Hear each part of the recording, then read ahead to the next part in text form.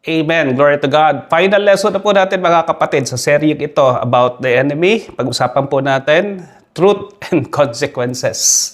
Amen. Truth, yung pong panlaban natin sa kasinungalingan at ano po yung magiging consequence ito sa atin pong buhay.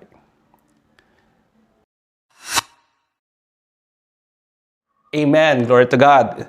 So we must live according to the truth. Why? Because ang kaaway po, ang pangunahin po niyang sandata ay kasinungalingan. Satan attacks us mostly through deception and temptation. Ano nga uli yung dalawang ginagawa niya? Temptation and deception. And pag nahulog ka sa kasalanan, alam natin, sin has consequences. Sabi po ng Galatians chapter 6, verse 7 to 8, do not be deceived. God cannot be mocked.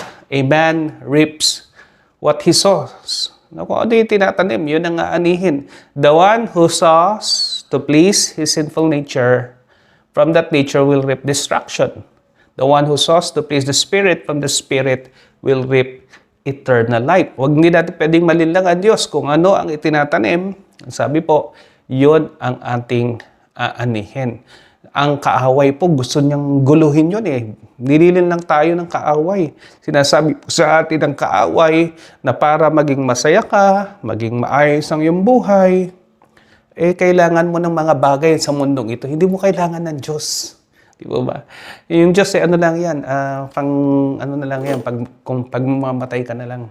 Pero enjoy life. Yun po yung kanyang laging sinasabi sa atin. His lies appeal to man in the form of the, pag-usapan natin, lust of the flesh, lust of the eyes, and the pride of life. 1 John chapter 2, verse 16. So, tingnan po natin yung mga deceptions, yung mga lie, at saka ano po yung mga truth na panlaban natin dun sa mga lie na yon mula po sa salita ng Diyos. Okay, lie number 1, to be happy and secure, I need things. Ang tawag po natin dito, materialism or materialistic point of view.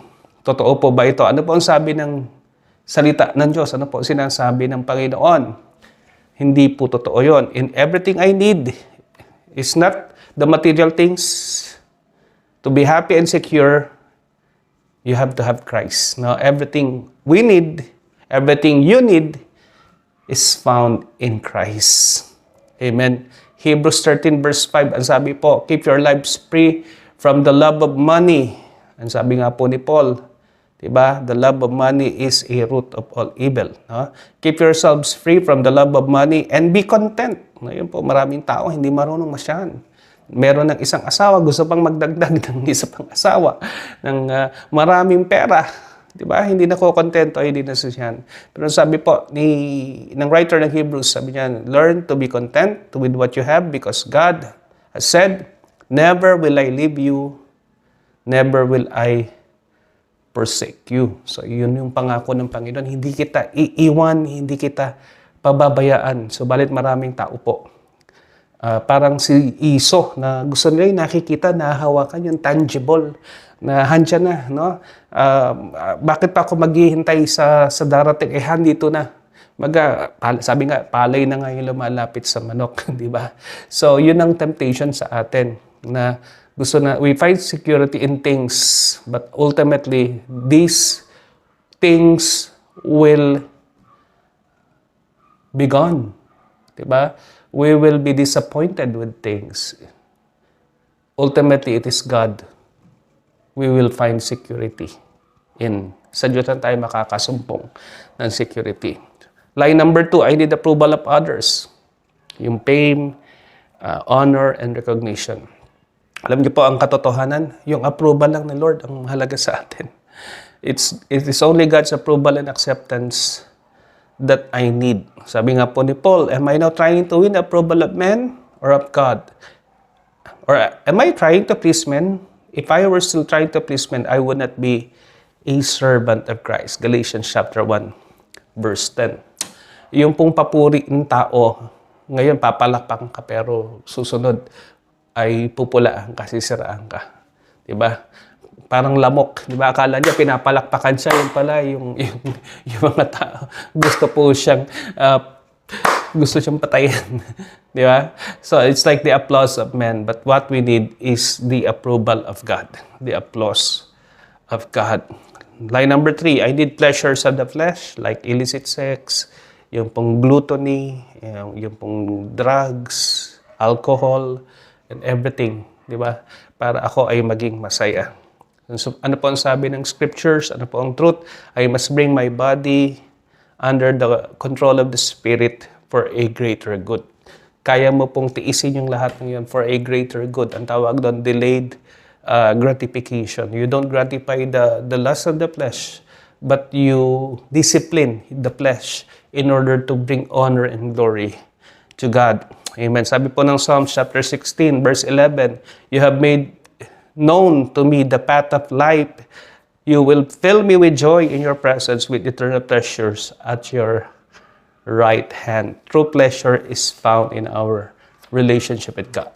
Amen. Line number 4, I need to have control of everything in my environment. Hindi po totoo yun. We cannot control everything. There are some things that is out of our control. Ano po ang truth? You need to be controlled by the Holy Spirit. Romans 8 verse 6 says, the mind of the sinful man is death, but the mind controlled by the Spirit is life and peace. Alam niyo po, ito yung kapangyarihan na magbibigay sa atin ng kakayanan makapamuhay ng maayos, ng nakalulugod sa Diyos, yung Espiritu, yung Holy Spirit. That control. Magiging mas simple ang buhay. No? And rather than controlling everything, trying to control everything in our lives, submit is the key.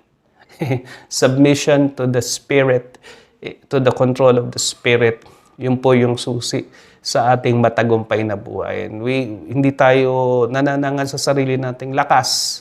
Papapagod tayo, manglulupay-pay tayo, pero kung nag-ooperate tayo sa kapangyarihan ng Banal na Espiritu sa ating buhay, sabi nga po ng Isaiah, we will soar on wings like eagles. It's the Spirit of God who makes us soar.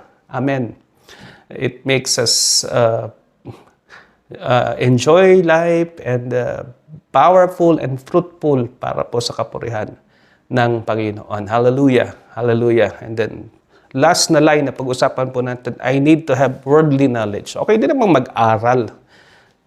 Mag-aral po kayo, kumuha kayo ng degree, magbasa kayo ng mga libro.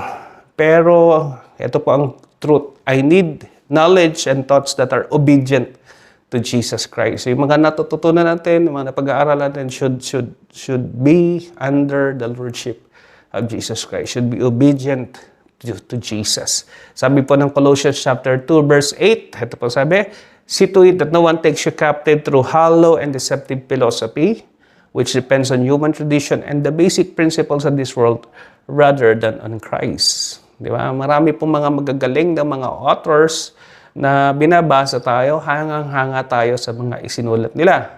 Ang galing nila na i-express yung mga pananaw at mga prinsipyo ng mundo na to some extent, it's very insightful, very helpful, pero meron pong limitation yon. Pag ang tinuturo na po ng mga ito ay contrary na o labag na sa kalooban ng Panginoon, we must submit them. We must follow the Lordship of Jesus rather than the principles or philosophies of men. We subscribe to this teaching as long as they are in conformity with the teachings of Jesus, ng Holy Spirit. So yun po, mahalaga yun mga kapatid kasi madalas na bibighani tayo sa magagandang mga turo, magagandang aral, pero we have to be discerning. We have to be wise and to weigh this knowledge. If this knowledge are contrary or in accordance with the teachings of the Scriptures. Yun po yung mahalaga. And if they are under the Lordship of Jesus Christ. So don't be captive by deceptive, hollow philosophy. Let us put everything under the Lordship of Jesus Christ. So yun po mga kapatid, yung mga lies at yung mga truth na gagamitin natin at yung consequence ito sa atin pong buhay.